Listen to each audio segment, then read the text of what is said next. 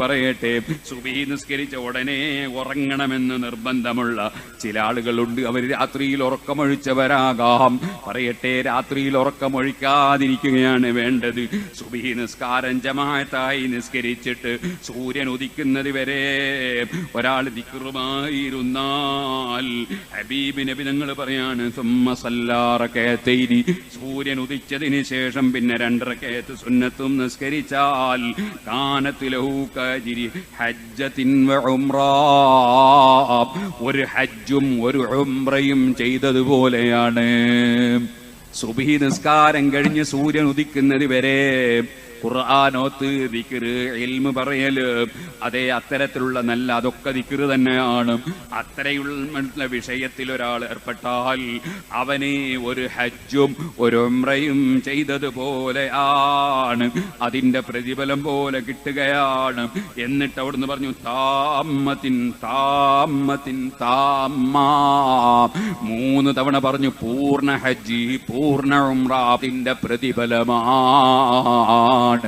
ഈ സൂര്യൻ ഉദിക്കുന്നത് വരെ ദിക്റിലും ഖുർആനിലും ഇൽമിലുമൊക്കെ നീങ്ങുന്നവർ. അവിടെ ഹബീബായ നബി സല്ലല്ലാഹു അലൈഹി വസല്ലം ജമാഅത്തായി നിസ്കരിച്ചവിടെ ഇരുന്നു എന്ന് പറഞ്ഞല്ലോ.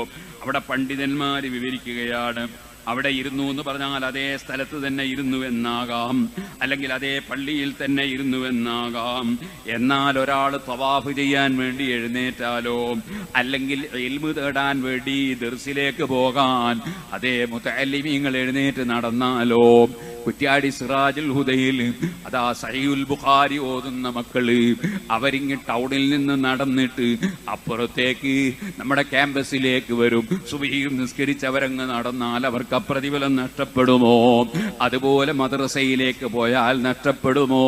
മദ്രസയിൽ ഇൽമു പഠിപ്പിക്കാൻ വേണ്ടി മുഅല്ലിമീങ്ങൾ പോയാൽ ആ പ്രതിഫലം നഷ്ടപ്പെടുമോ?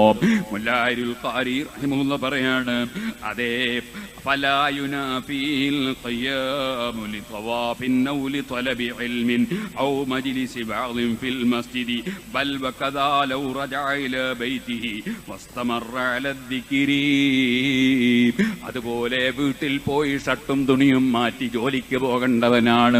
അവൻ ഈ സുബ്ഹി നിസ്കരിച്ച് വീട്ടിലേക്ക് പോകുമ്പോ ദിക്റും ചൊല്ലി ഇങ്ങനെ നടന്നാലോ, അല്ലെങ്കിൽ പിന്നീട് നടക്കാൻ അവന് സമയം കിട്ടൂല.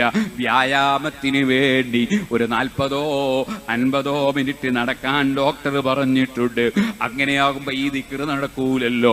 ഭയപ്പെടേണ്ടതില്ല, ദിക്റും ചൊല്ലി അങ്ങ് നടന്നാൽ മതി.